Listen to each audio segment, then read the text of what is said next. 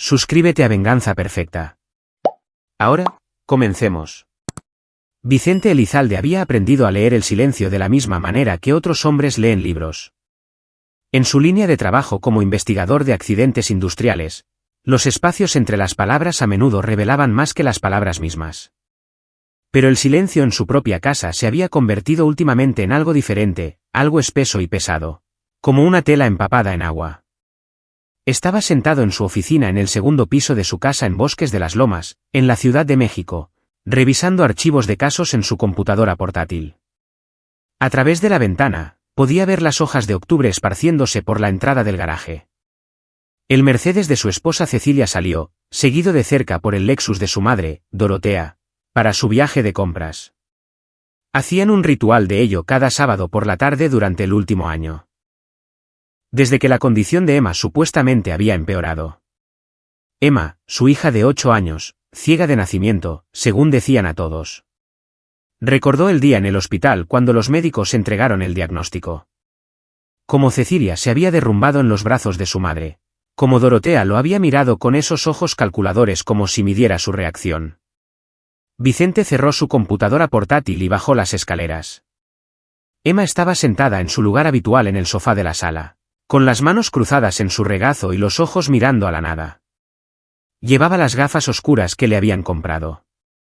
Monturas de diseñador que costaban más de lo que deberían. Cecilia insistió en ellas. «Hola, cariño», dijo Vicente, acercándose lentamente. «Ahora estamos solo nosotros. Mamá y la abuela se fueron de compras». Emma no se movió. Nunca lo hacía cuando había otros cerca. La niña ciega perfecta, dependiente e indefensa. Y la puerta principal hizo clic al cerrarse por completo. La cabeza de Emma se giró bruscamente hacia el sonido. Se puso de pie, no con los movimientos cuidadosos y vacilantes de una niña ciega, sino con el movimiento rápido y seguro de alguien que sabía exactamente a dónde iba. Caminó directamente hacia él. Sin manos extendidas, sin incertidumbre en sus pasos. El corazón de Vicente martilleaba. Emma levantó la mano y se quitó las gafas oscuras. Sus ojos brillantes, claros y enfocados, se clavaron en los de él. «Papi», susurró, con voz urgente y pequeña. «¿Puedo ver?» «Siempre he podido ver». La habitación pareció inclinarse. Vicente se dejó caer sobre una rodilla, poniéndose a su nivel.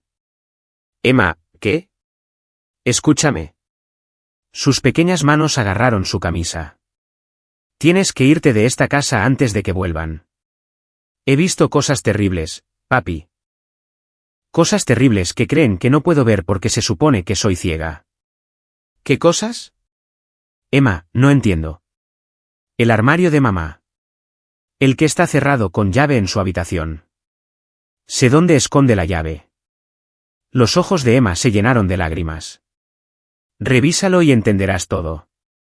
«Pero papi, prométeme. Prométeme que serás inteligente con esto. Son peligrosas. He estado fingiendo durante tanto tiempo porque tengo miedo». Vicente estrechó a su hija contra él, sintiendo su pequeño cuerpo temblar. «¿Cuánto tiempo has estado fingiendo?» «Desde que tenía 5 años. Desde que las escuché hablar una noche, desde que me di cuenta de que ser ciega me mantenía a salvo». Se apartó, mirándolo con ojos que contenían demasiado conocimiento para una niña de 8 años. «Piensan que no puedo ver lo que hacen, a dónde van, con quién se encuentran». «Pero lo veo todo, papi». «¿Todo? ¿Por qué no me lo dijiste antes?» «Porque te vigilan a ti también. Mamá revisa tu teléfono, tu computadora. La abuela te sigue a veces. He visto su coche detrás del tuyo. Siempre están escuchando». Miró hacia las escaleras. «El armario, papi. Tercer cajón de su tocador, pegada debajo. Ahí es donde está la llave». Vicente se puso de pie, su mente de investigador ya estaba catalogando las implicaciones. 3 años. Su hija había estado fingiendo ser ciega durante 3 años. Las citas médicas, los especialistas, los tratamientos costosos, todo presenciado por una niña que podía ver perfectamente. «Quédate aquí», dijo. «Si vuelven antes, envíame un mensaje de texto». Solo envía un punto, nada más. Emma asintió y se volvió a poner las gafas. Retomando su posición en el sofá, la transformación fue inmediata e inquietante. Volvió a convertirse en la niña ciega e indefensa, su lenguaje corporal cambió por completo. Vicente subió las escaleras hacia el dormitorio principal. Sus manos estaban firmes mientras abría el tocador de Cecilia. La misma firmeza que lo invadía en las escenas de accidentes cuando tenía que documentar la tragedia con precisión. La llave estaba exactamente donde Emma había dicho que estaría, pegada al fondo del tercer cajón con cinta aislante. El armario en cuestión era un vestidor en el lado de Cecilia del dormitorio.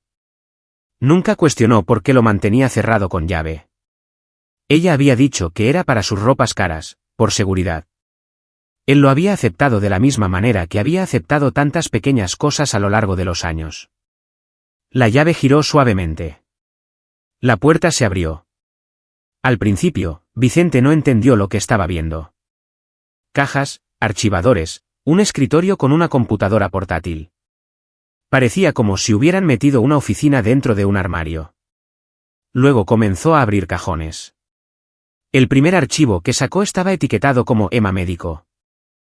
Dentro había documentos que le helaron la sangre. Informes médicos falsificados, notas detalladas con la letra de Cecilia sobre los síntomas que Emma debía mostrar, información de contacto de profesionales médicos corruptos y pagos. Dios, los pagos. Millones de pesos en reclamaciones de seguros por una niña ciega que podía ver perfectamente. Pero eso fue solo el principio. El segundo archivo estaba etiquetado como Vicente Contingencia. Dentro había un expediente sobre él. Cada detalle de su vida, sus rutinas, su trabajo. Pero más inquietantes eran las páginas de notas sobre accidentes industriales, específicamente los que él había investigado. Junto a cada uno había una cantidad en pesos y un nombre, Dorotea Ayala. El teléfono de Vicente tenía una aplicación que le permitía fotografiar documentos y compilarlos en archivos PDF. Trabajó metódicamente fotografiando cada página de ambos archivos. Su entrenamiento como investigador tomó el control, documentando la cadena de custodia de la evidencia. Entonces encontró el tercer archivo. Seguro de vida Vicente Elizalde, su propia póliza de seguro de vida de 100 millones de pesos. Cecilia era la beneficiaria, pero adjuntos a ella había documentos que él nunca había visto antes.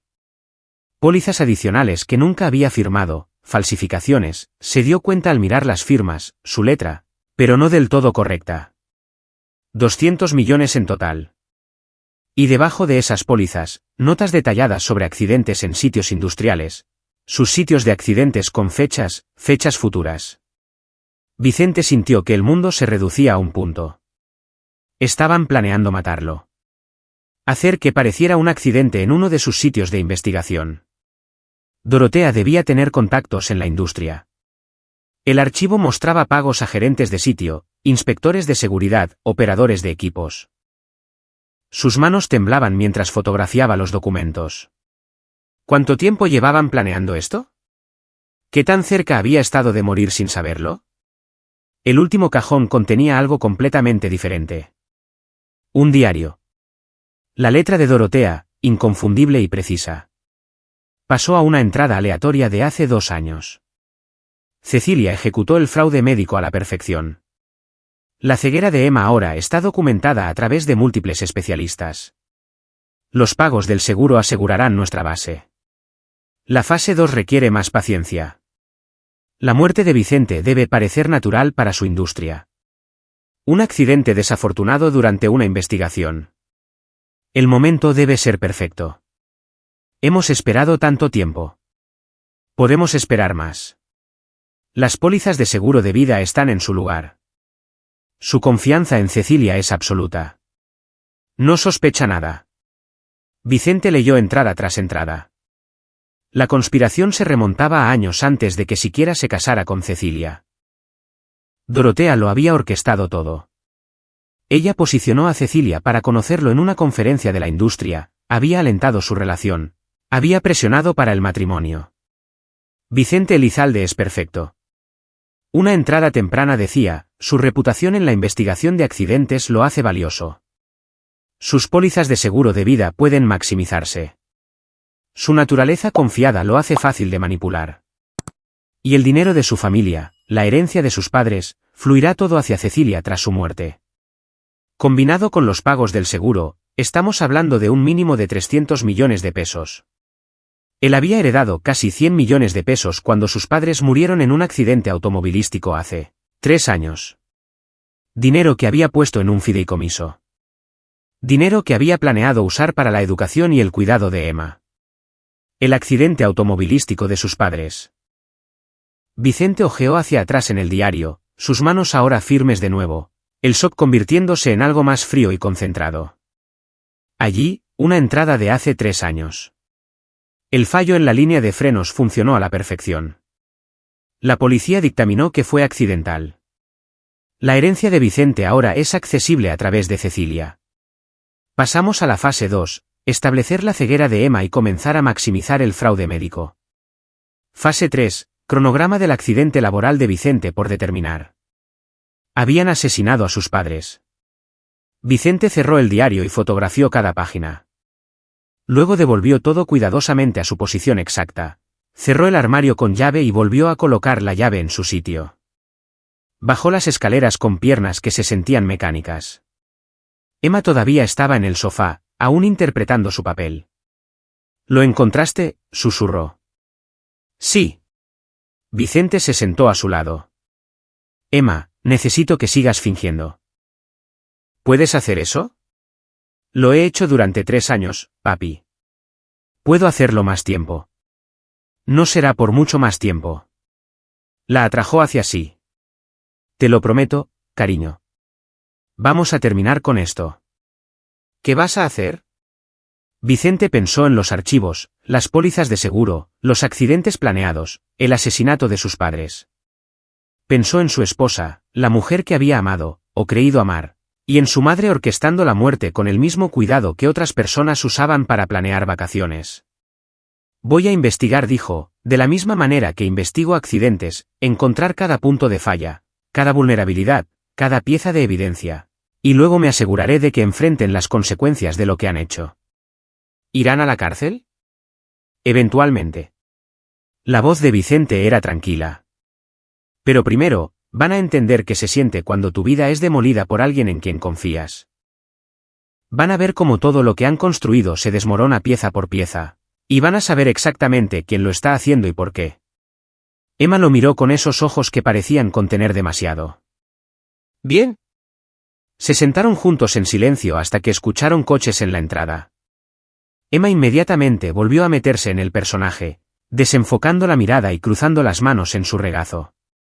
Vicente tomó el libro que había estado leyendo antes y lo abrió en una página al azar. La puerta principal se abrió. La voz de Cecilia resonó brillante y alegre. Ya volvimos. Vicente, Emma, trajimos la cena. Dorotea siguió a su hija hacia el interior, con los brazos llenos de bolsas de compras. Miró a Vicente con esa misma expresión calculadora que siempre llevaba. Hola, Vicente. ¿Cómo estuvo tu tarde con Emma? Tranquila, dijo Vicente, sonriendo. Justo como nos gusta. Los observó moverse por la casa, desempacando sus compras, discutiendo sobre su tarde. Cecilia se arrodilló junto a Emma y le besó la frente. ¿Cómo está mi niña dulce? ¿Te portaste bien con papi? Sí, mami, dijo Emma con la voz pequeña e indefensa que había perfeccionado. Vicente observó a su esposa acariciar el cabello de su hija con aparente ternura. Las mismas manos que habían falsificado documentos de seguros y planeado su muerte. La misma mujer que había ayudado a asesinar a sus padres. Ella lo miró y sonrió. Te amo. Yo también te amo, dijo Vicente, y las palabras se sintieron como vidrios rotos en su boca. Esa noche, después de que todos se hubieran ido a dormir, Vicente se sentó en su oficina con su computadora portátil y las copias de los documentos que había fotografiado. Abrió una cuenta de almacenamiento seguro en la nube bajo un nombre falso y subió todo. Luego abrió un navegador privado y comenzó a investigar. Dorotea Ayala tenía todo un historial. Encontró registros de 3 maridos anteriores, todos muertos, todos por accidentes, todos con pólizas de seguro de vida sustanciales. Las compañías de seguros habían investigado y no encontraron nada concluyente. Dorotea se había marchado rica cada vez. Cecilia era su única hija. Vicente no encontró registros del padre de Cecilia. Quienquiera que hubiera sido, probablemente había sido la primera víctima de Dorotea. Investigó los accidentes industriales mencionados en las notas de Dorotea. 5 de ellos en la última década. Todos habían resultado en muertes. Todos habían sido investigados por diferentes agencias y dictaminados como accidentales. Pero ahora, con las notas de Dorotea como guía, Vicente podía ver los patrones. Ella no estaba causando accidentes al azar. Estaba apuntando a individuos específicos. Personas con pólizas de seguro de vida, personas cuyas muertes beneficiarían a otros. Y esos otros le pagaban a ella para organizar accidentes. Dorotea Ayala no era solo una viuda negra. Era una asesina a sueldo que se especializaba en hacer que los asesinatos parecieran accidentes industriales, y había preparado a su hija para seguir sus pasos. Vicente trabajó durante toda la noche construyendo un archivo del caso de la misma manera que construía archivos, para sus investigaciones, evidencia, cronologías, conexiones. Al amanecer, tenía una imagen clara de lo que Dorotea y Cecilia habían hecho, cómo lo habían hecho y, lo más importante, cómo planeaban matarlo. El accidente estaba programado para dentro de 3 semanas. Se suponía que él investigaría una falla estructural en una planta química en Tula, Hidalgo. Según las notas de Dorotea, una sección del andamio colapsaría mientras él estuviera sobre ella.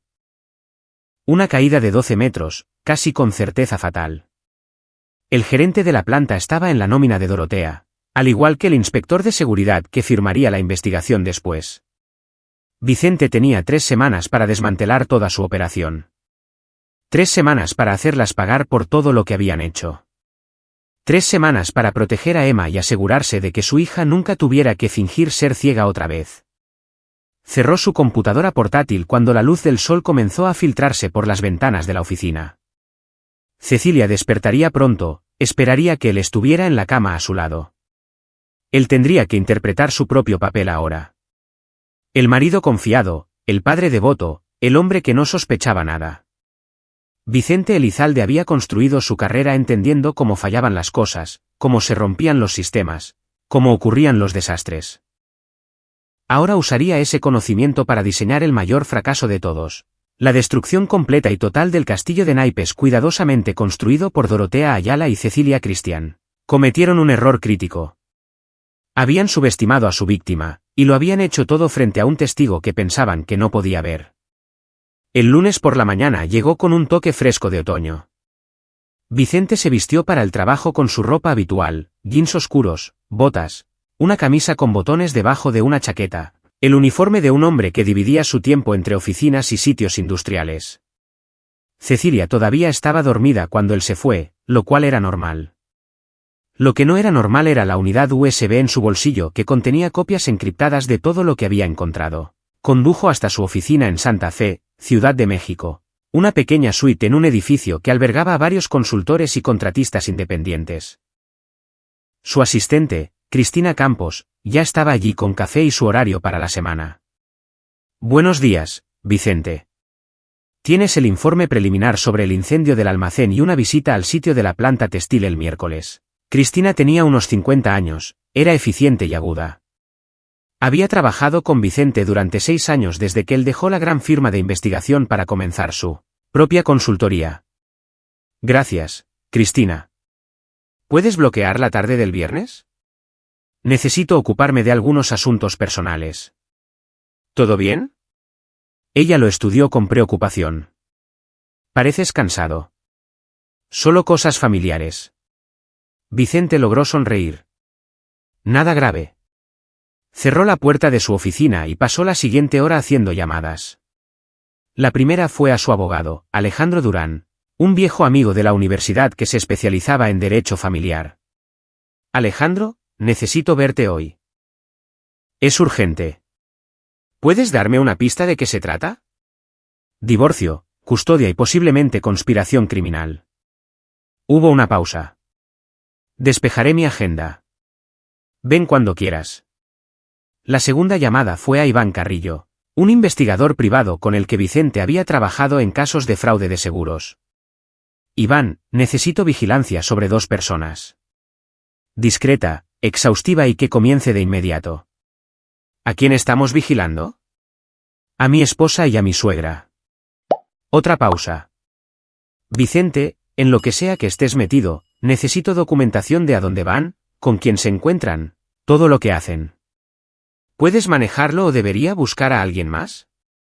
Puedo manejarlo. Envíame los detalles.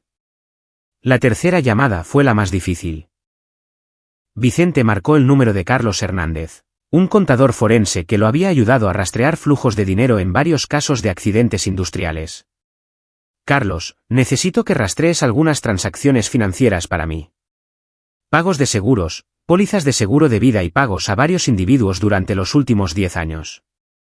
¿Las finanzas de quién? De Dorotea Ayala y Cecilia Cristian. Vicente tragó saliva. Mi esposa. Jesús. Vicente, ¿estás seguro de esto? Estoy seguro. Te enviaré la documentación inicial para empezar. Necesito una imagen completa de dónde viene su dinero y a dónde va. Para el mediodía, Vicente había puesto en marcha 3 investigaciones. Tenía a su abogado preparando los papeles de divorcio y una solicitud de custodia. Tenía a un investigador privado vigilando a su esposa y suegra, y tenía a un contador forense investigando su historial financiero. Pero no había terminado. La cuarta llamada fue a Andrés Maldonado, un exagente de la Agencia Federal de Investigación que ahora dirigía una firma de seguridad corporativa. Se conocieron durante una investigación sobre sabotaje industrial hace 3 años y se habían mantenido en contacto. Andrés, necesito hablar contigo sobre algo que cae en tu antigua jurisdicción. Múltiples asesinatos disfrazados de accidentes industriales. Estoy escuchando. No por teléfono. ¿Puedes reunirte conmigo mañana por la mañana? En mi oficina. 7 de la mañana. Vicente colgó y abrió su computadora portátil. Sacó los archivos sobre los 5 accidentes industriales que Dorotea había orquestado. Cada uno tenía una víctima, un beneficiario y un pago. Comenzó a construir una hoja de cálculo, cruzando fechas, ubicaciones, compañías de seguros e investigadores. Surgió un patrón. 3 de los 5 accidentes habían sido investigados por la misma firma, Seguridad Continental Asociados. La misma firma que había dictaminado las 3 muertes como accidentales. La misma firma que empleaba a Claudio Guzmán, un investigador jefe que, según las notas de Dorotea, estaba en su nómina. Vicente sintió cómo las piezas encajaban. Dorotea había corrompido toda una firma de investigación. Había convertido la investigación de accidentes en un servicio de asesinatos a sueldo. Y lo había hecho tan cuidadosamente, tan metódicamente, que nadie lo había notado hasta ahora. Su teléfono vibró. Un mensaje de texto de Cecilia. Te extraño. ¿Cena con mamá esta noche? Está bien. Emma quiere pasta, respondió Vicente. Suena perfecto. Te amo. Las palabras salían fácilmente ahora. Había pasado años diciéndolas y sintiéndolas. Ahora, eran solo palabras tácticas para mantener la cobertura mientras construía su caso. A las 2, Vicente estaba sentado en la oficina de Alejandro Durán, una suite en esquina con vistas a Paseo de la Reforma. Cuéntamelo todo, dijo Alejandro. Vicente pasó 90 minutos guiando a su abogado a través de la evidencia.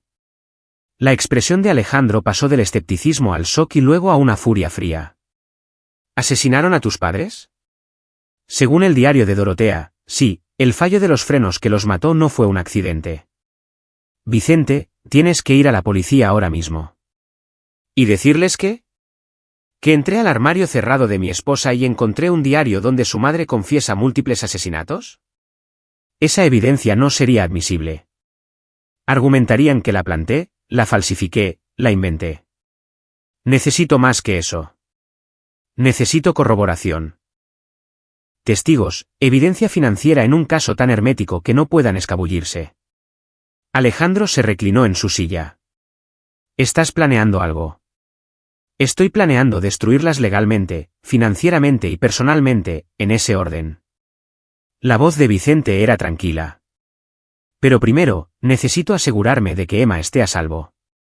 Necesito la custodia, y la necesito antes de que se den cuenta de lo que estoy haciendo. La custodia de emergencia requiere mostrar un peligro inmediato para el niño.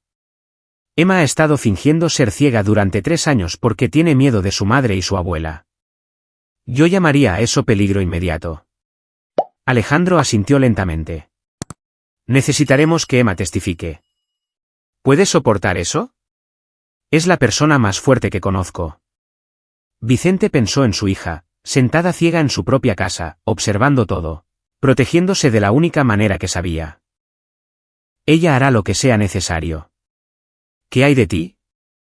Si están planeando matarte en 3 semanas. No estaré cerca de esa planta química, pero me aseguraré de que todos sepan que se supone que debo estar allí. Quiero que se comprometan con su plan completamente antes de desbaratarlo. Alejandro lo estudió. Has cambiado. Eres diferente a como eras la semana pasada. La semana pasada, pensaba que tenía una esposa que me amaba y una hija que me necesitaba. Vicente se levantó y caminó hacia la ventana. Ahora sé que tengo una esposa que planea asesinarme por dinero, una suegra que mató a mis padres y una hija que ha sido aterrorizada en silencio durante 3 años. Sí, Alejandro, he cambiado. Solo no hagas nada ilegal. Vicente se volvió hacia su abogado. No voy a romper la ley, pero voy a doblarla tanto como sea posible. Asesinaron a mis padres, Alejandro. Iban a asesinarme a mí. Han estado torturando a mi hija psicológicamente durante años. Quiero que sufran antes de ir a prisión. La venganza no es. Esto no es venganza. Esto es justicia y va a ser exhaustiva. Vicente salió de la oficina de Alejandro con un plan en marcha. El abogado presentaría la solicitud de custodia de emergencia en una semana, citando el abuso psicológico que Emma había sufrido. Necesitaban cronometrarlo cuidadosamente. Después de que Vicente hubiera reunido suficiente evidencia corroborante para hacer que el caso se mantuviera, pero antes del accidente programado en Tula. Condujo a casa mientras se ponía el sol, pensando en los siguientes pasos. La vigilancia de Iván documentaría las actividades de Dorotea y Cecilia. La contabilidad forense de Carlos expondría sus crímenes financieros. Los contactos de la agencia de Andrés investigarían los accidentes industriales, y Alejandro manejaría la maquinaria legal. Pero había un elemento más que Vicente necesitaba arreglar. Una persona más que podría ayudar a unir todo.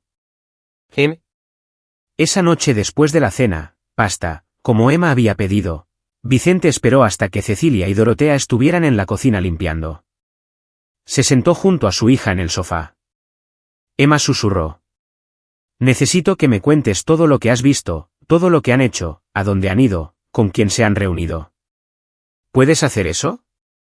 Emma asintió, sus ojos aún ocultos tras sus gafas oscuras. ¿Cuándo?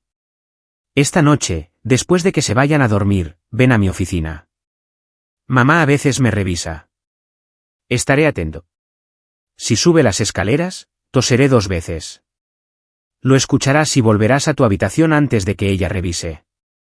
A las 11:30, Vicente escuchó los pasos suaves fuera de su oficina. Emma se deslizó dentro, cerrando la puerta silenciosamente detrás de ella.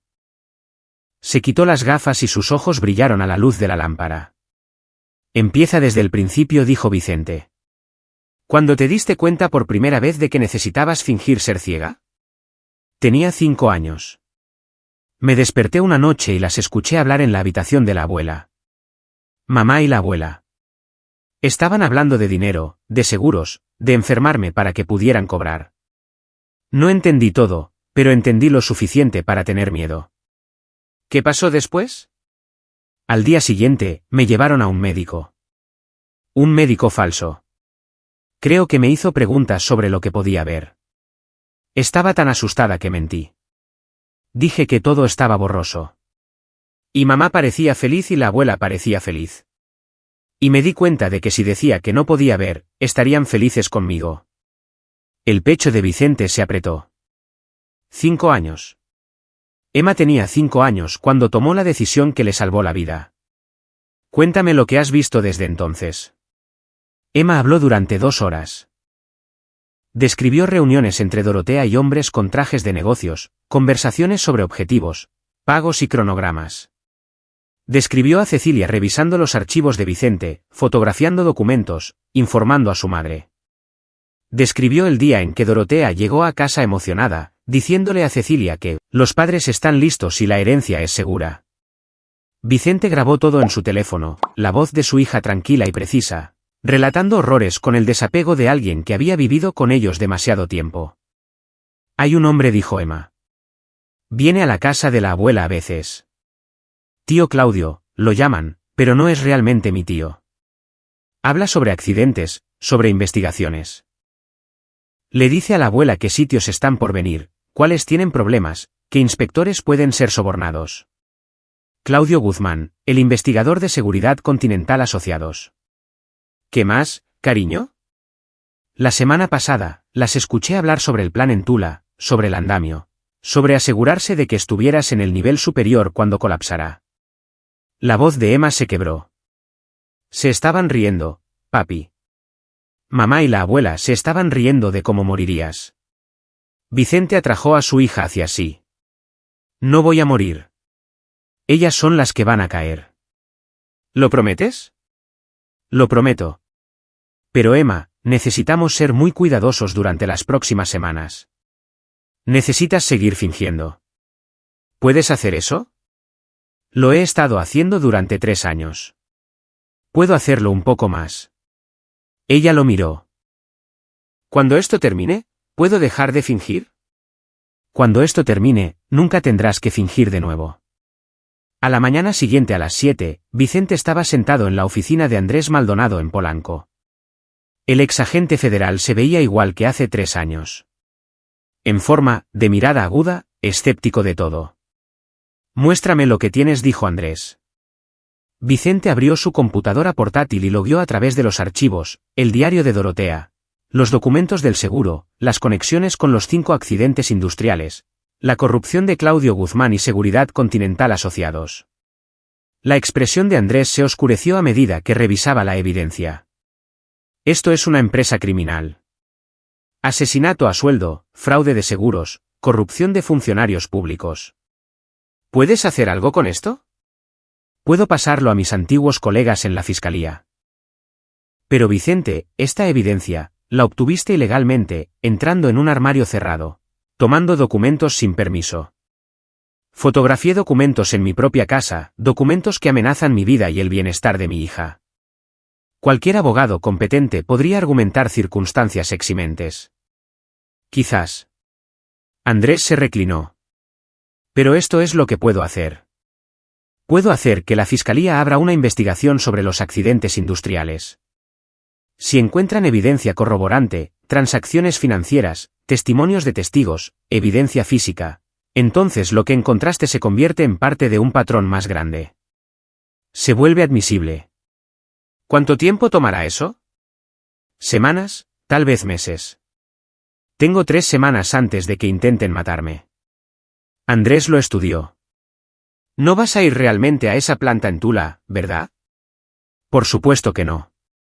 Pero voy a asegurarme de que todos piensen que lo haré. Quiero a Dorotea y Cecilia totalmente comprometidas con su plan. Quiero a Claudio Guzmán y al gerente de la planta y a todos los demás involucrados tomando sus posiciones y luego, cuando estén todos en su lugar, haces saltar la trampa. Exactamente. Andrés asintió lentamente. Haré las llamadas.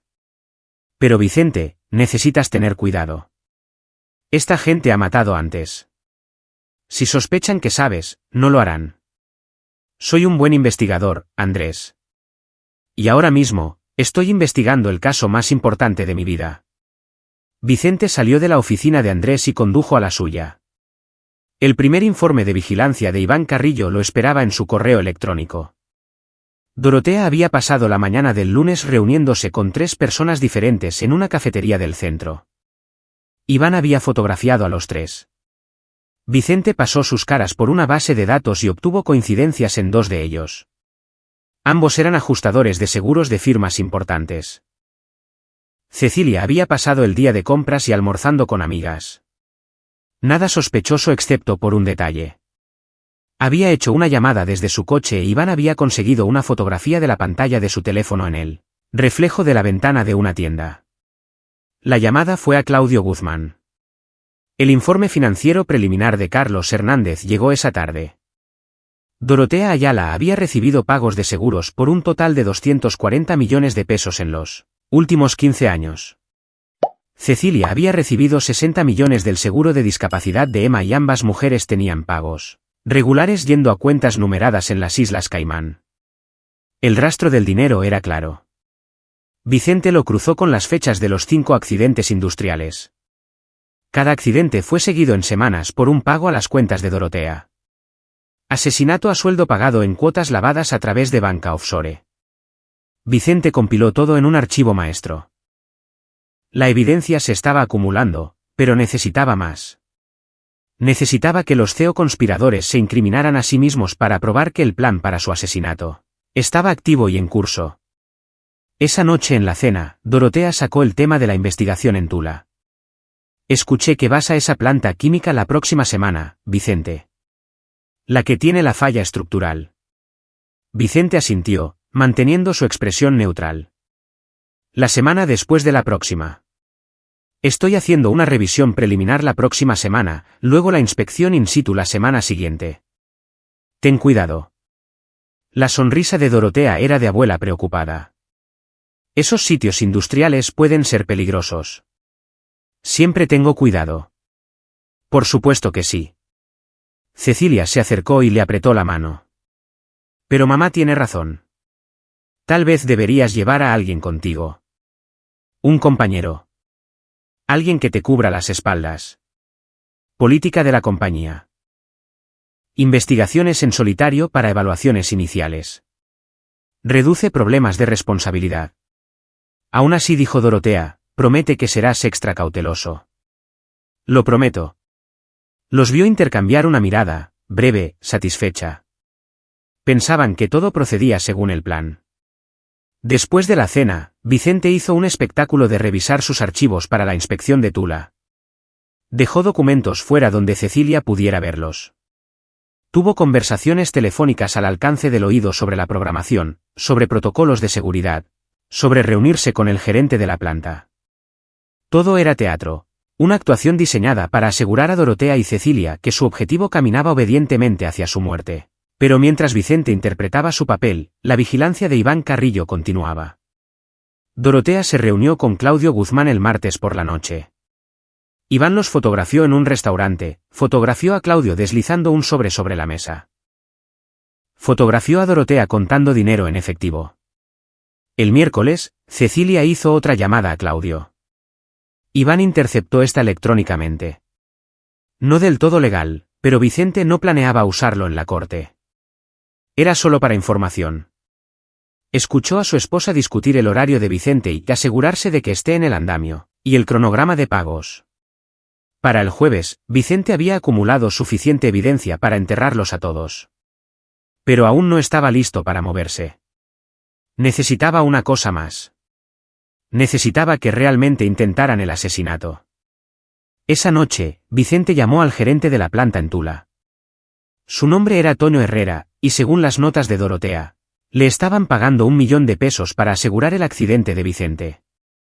Señor Herrera, soy Vicente Elizalde. Llamo por la inspección de la próxima semana. Sí, señor Elizalde, estamos listos para su visita. Necesito adelantarla. ¿Ha surgido algo con otro caso? ¿Podemos hacerlo este viernes en lugar del próximo martes? Hubo una pausa. ¿Viernes de esta semana? ¿Es eso un problema? No, no hay problema. Déjeme solo. Déjeme confirmar que las reparaciones del andamio estén listas para la inspección. Genial. Llegaré alrededor de las 9 de la mañana. Nos vemos entonces. Vicente colgó e inmediatamente llamó a Andrés Maldonado. He adelantado el cronograma. Van a intentar matarme este viernes. Vicente, ¿estás loco? No, pero necesito que tengas agentes federales listos. Los necesito en esa planta el viernes por la mañana preparados para arrestar a Toño Herrera, Claudio Guzmán y a cualquiera más involucrado en el complot de asesinato. Te estás usando a ti mismo como cebo. Los estoy forzando a comprometerse con el crimen antes de que estén listos. Herrera va a entrar en pánico. Llamará a Dorotea. Confirmará que todo sigue en pie a pesar del cambio de horario. Esa llamada, esa conversación, eso es conspiración para cometer asesinato. Activa, documentada, grabada. ¿Y si algo sale mal, si realmente logran matarte? No lo harán porque no voy a estar realmente allí. Vicente explicó su plan. Andrés escuchó, ocasionalmente interrumpiendo con preocupaciones, y finalmente acordó coordinar con la fiscalía. Esto es increíblemente arriesgado, dijo Andrés. Mataron a mis padres. Estaban planeando matarme a mí. Han aterrorizado a mi hija durante 3 años. La voz de Vicente era fría.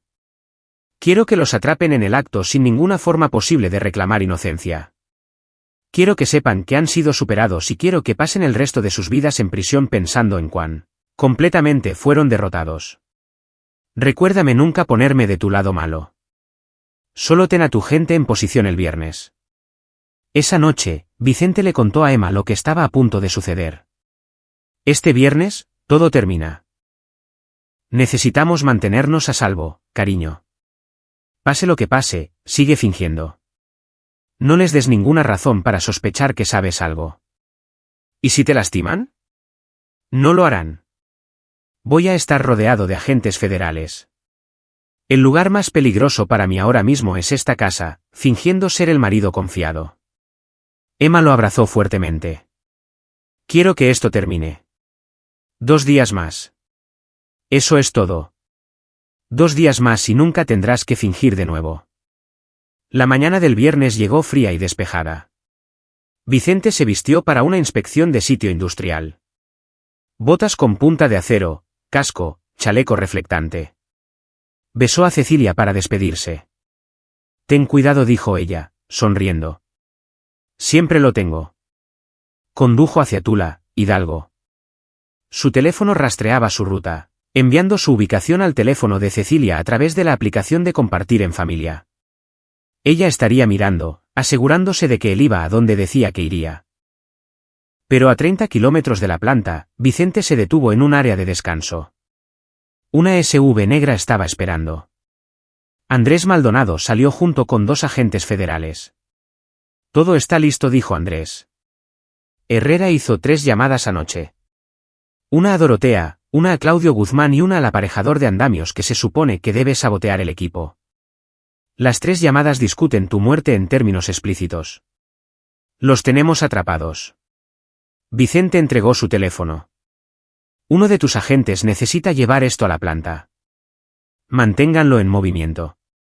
Que parezca que estoy allí. Ya está arreglado. Andrés hizo un gesto a un agente más joven. Agente especial Tomás Salazar. Tiene aproximadamente tu altura, complexión similar.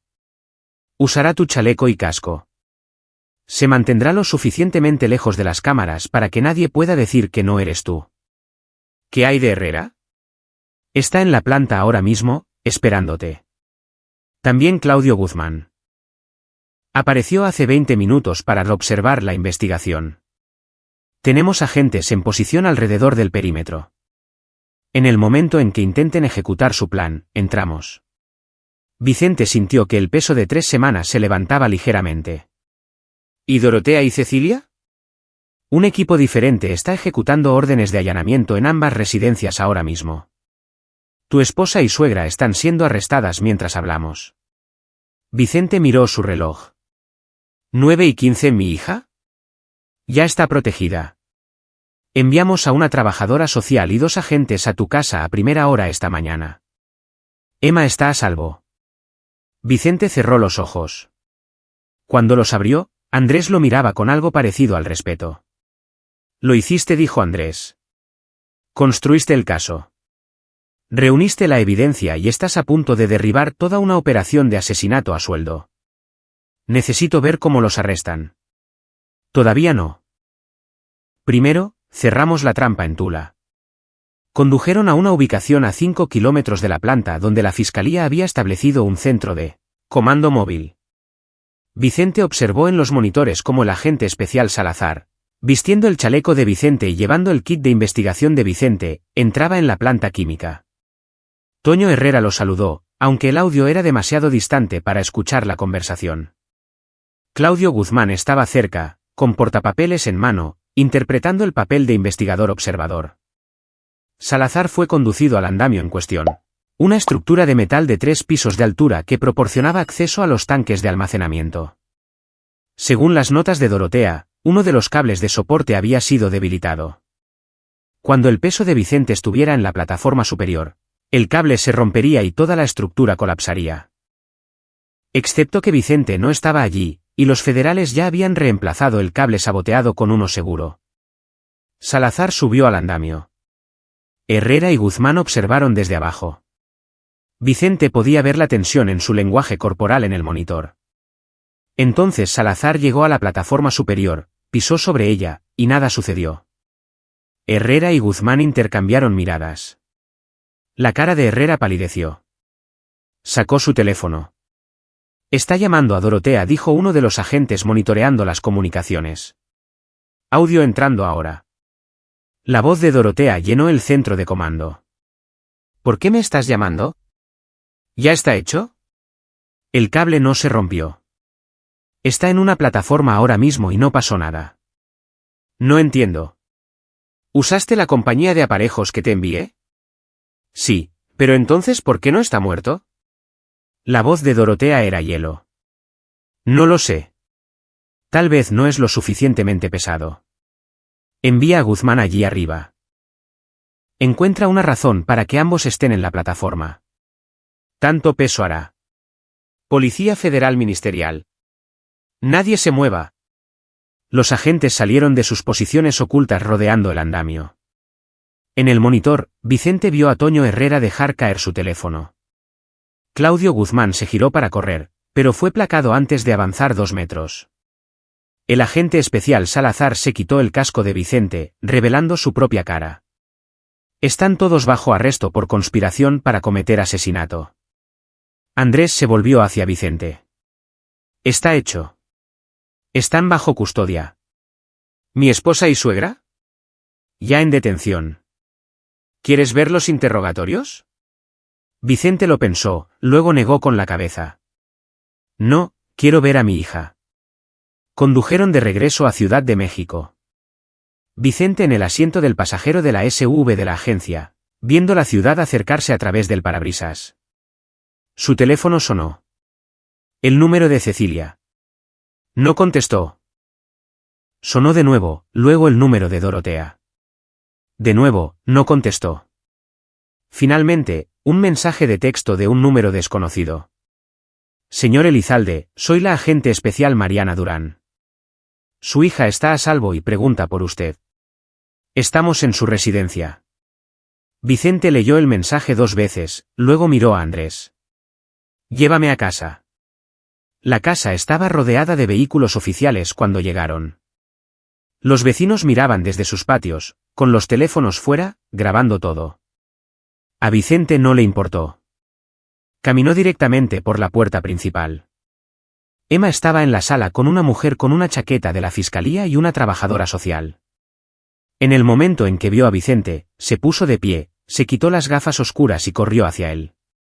Vicente la atrapó, levantándola, aunque ya era casi demasiado grande para eso.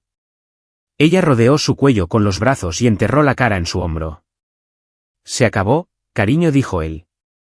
Nunca tienes que fingir de nuevo. Lo sé. Me lo dijeron. Mamá y la abuela están arrestadas. Nunca te van a lastimar de nuevo. La agente especial Durán se acercó a ellos. Señor Elizalde, necesitamos tomar su declaración. Pero primero, necesito decir que lo que hizo su hija, mantener su cobertura durante 3 años mientras reunía inteligencia. Eso es extraordinario. Es una joven notable. Sí, dijo Vicente, lo es. Pasó las siguientes 4 horas dando su declaración, guiando a los agentes a través de todo lo que descubrió, cada pieza de evidencia que reunió, cada paso de su investigación. También grabaron el testimonio de Emma, con un psicólogo infantil presente para asegurar que no se traumatizara más. Para la noche, las piezas estaban en su lugar. Dorotea Ayala y Cecilia Christian fueron acusadas de conspiración para cometer asesinato, fraude de seguros y múltiples cargos de asesinato en primer grado relacionados con los 5 accidentes industriales. Toño Herrera y Claudio Guzmán fueron acusados como CEO conspiradores. La investigación se estaba expandiendo para incluir a Seguridad Continental Asociados y varias compañías de seguros. Alejandro Durán llamó con una actualización. Custodia de emergencia otorgada. Emma está legalmente bajo tu cuidado exclusivo pendiente de más audiencias. Dadas las circunstancias, no anticipo ningún desafío del otro lado porque el otro lado está bajo custodia federal. Eso ayuda. Vicente le agradeció y colgó.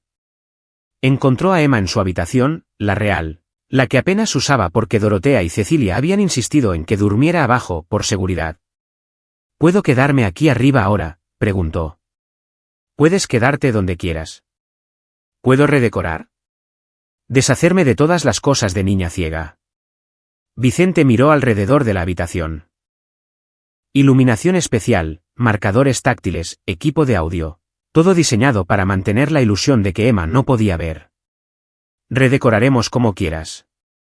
Nuevos colores, nuevos muebles, cualquier cosa. Emma sonrió. Una sonrisa real, la primera que él había visto en años. ¿Puedo pintar mis paredes de morado? Puedes pintarlas de cualquier color en el mundo. Esa noche, Vicente pidió pizza y la comieron en la habitación de Emma, sentados en el suelo hablando de todo y nada. Evitaron mencionar a Cecilia y Dorotea. Habría tiempo para eso más tarde.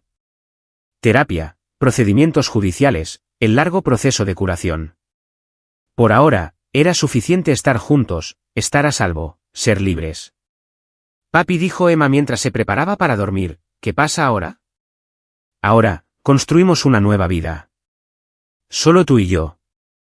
¿Qué hay de mamá? Vicente eligió sus palabras cuidadosamente. Tu madre tomó decisiones terribles. Lastimó a mucha gente. Va a estar en prisión por mucho tiempo. Lo sé. ¿Solo? La voz de Emma se quebró. Desearía que hubiera sido diferente. Desearía que realmente nos hubiera amado. Lo sé, cariño. Yo también deseo eso. Se quedó con ella hasta que se durmió, luego bajó las escaleras y se sentó en la oscura sala de estar. Su teléfono había estado sonando todo el día. Amigos, colegas, reporteros. Los ignoró a todos.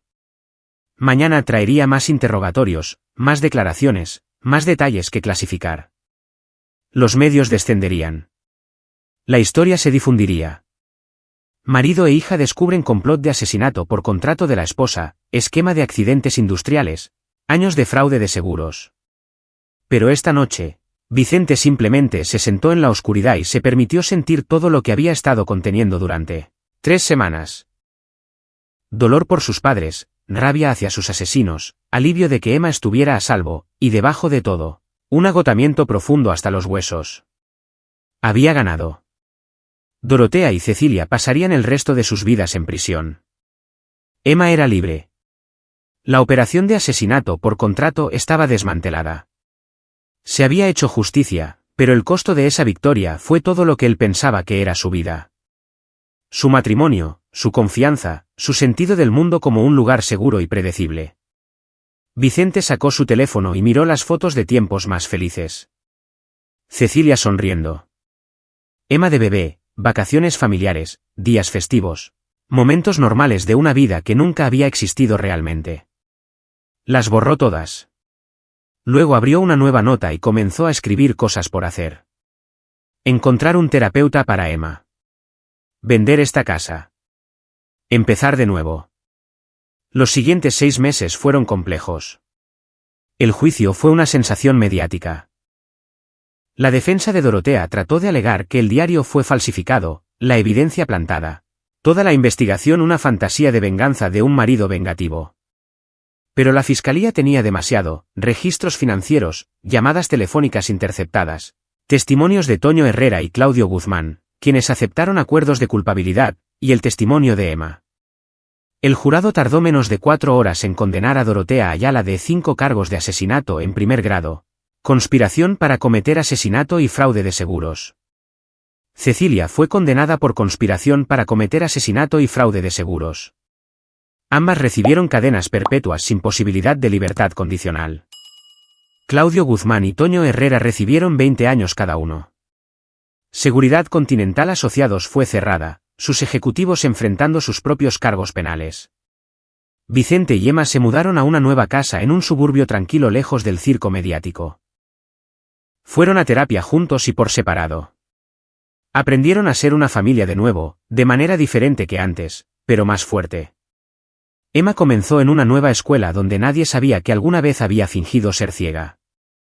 Hizo amigos, se unió al club de arte y poco a poco comenzó a ser la niña que nunca se le había permitido ser. Vicente regresó a su trabajo, investigando accidentes industriales con la misma precisión y cuidado que siempre había usado. Pero ahora también era voluntario en organizaciones que ayudaban a niños que habían presenciado violencia doméstica o abuso. Hablaba en conferencias sobre el reconocimiento de signos de abuso familiar. Usó su experiencia para ayudar a otros. Un año después del arresto de Dorotea y Cecilia, Emma llegó a casa de la escuela con una tarea de proyecto. Se supone que debemos escribir sobre alguien que nos inspire, dijo. ¿Puedo escribir sobre ti? Vicente levantó la vista de sus archivos de casos. ¿Por qué escribirías sobre mí? Porque me salvaste. Porque cuando todo era terrible, lo descubriste y lo arreglaste. Porque eres la persona más valiente que conozco. Emma, tú eres la que se salvó a sí misma. Sobreviviste 3 años fingiendo ser ciega. Reuniste información. Te protegiste. Y cuando llegó el momento, me dijiste todo lo que necesitaba saber. No podría haberlas detenido sin ti. Así que, nos salvamos el uno al otro. Vicente abrazó a su hija. Sí, nos salvamos el uno al otro. Emma escribió su informe sobre ambos. Sobre un padre que investigó la verdad y una hija que vivió con secretos. Obtuvo una A. En los márgenes, el maestro escribió, historia notable. Ambos deberían estar muy orgullosos. Lo estaban.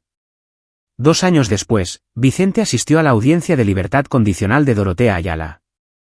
Obligatoria después de 2 años. Aunque había sido sentenciada a cadena perpetua sin libertad condicional, la audiencia era una formalidad. Dorotea nunca sería liberada. Parecía mayor, más pequeña de alguna manera en su mono de prisión. Sus ojos calculadores se habían atenuado. Tenía 62 años y moriría en prisión. Cuando llegó el momento de las declaraciones de impacto de las víctimas, Vicente se puso de pie. Dorotea Ayala asesinó a mis padres, dijo. Orquestó múltiples muertes por lucro. Aterrorizó a mi hija durante 3 años. Planeó asesinarme. Destruyó vidas con la misma indiferencia casual que la mayoría de la gente usa para planificar sus compras de comestibles. La miró directamente. Pero esto es con lo que ella no contaba. No contaba con una niña pequeña que fuera lo suficientemente inteligente y valiente para sobrevivir fingiendo estar indefensa. No contaba con que esa niña confiara en su padre lo suficiente como para decirle la verdad. Y no contaba con un hombre que usaría cada habilidad que tenía para llevarla ante la justicia. Fallaste, Dorotea.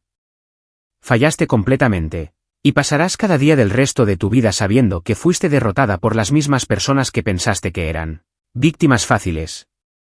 La expresión de Dorotea nunca cambió. Lo miró con esos ojos muertos, y Vicente no sintió nada más que una fría satisfacción. La libertad condicional fue denegada. Sería denegada de nuevo en 2 años, y 2 años después de eso, y cada vez hasta que Dorotea Ayala muriera. Vicente salió de la audiencia y condujo a la escuela de Emma. Ella estaba esperando afuera, con la mochila colgada del hombro, hablando con amigos. Cuando lo vio, saludó y se despidió. ¿Cómo estuvo la audiencia?, preguntó mientras subía al auto. Libertad condicional denegada.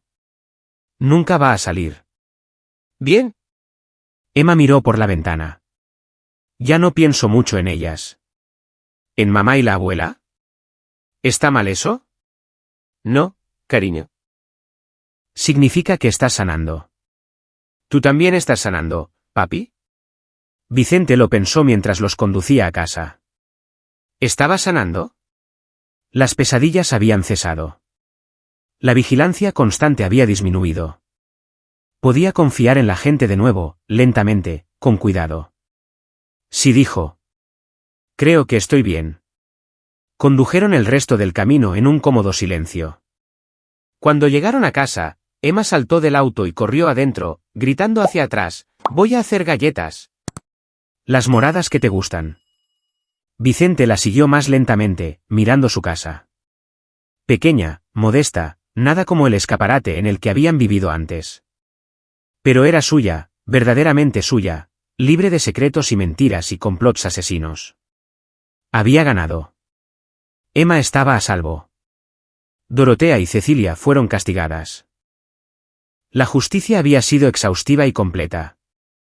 Y si a veces Vicente todavía despertaba en la noche, recordando el momento en que Emma había caminado directamente hacia él y susurrado, «Puedo ver», si todavía sentía el impacto frío de abrir ese armario y encontrar evidencia de tal maldad calculada. Bueno, esas eran cicatrices. Y las cicatrices eran prueba de que había sobrevivido. Vicente Elizalde había sobrevivido, más que sobrevivido. Había contraatacado, investigado, burlado y destruido a las personas que habían asesinado a sus padres y planeado asesinarlo a él. Y ahora era libre. Finalmente, completamente libre. La victoria era suya, ganada con esfuerzo y merecida a fondo. Y sabía a las galletas moradas de Emma, a tranquilas mañanas de domingo, a una vida reconstruida desde las cenizas en algo real. Y ahí lo tienen. Otra historia llega a su fin. ¿Qué les pareció? Me encantaría escuchar sus pensamientos en los comentarios a continuación. Si disfrutaron de esta historia, consideren unirse a nuestra comunidad suscribiéndose. Significa el mundo para nosotros. Para más historias como esta, revisen los vídeos recomendados en pantalla, y nos vemos.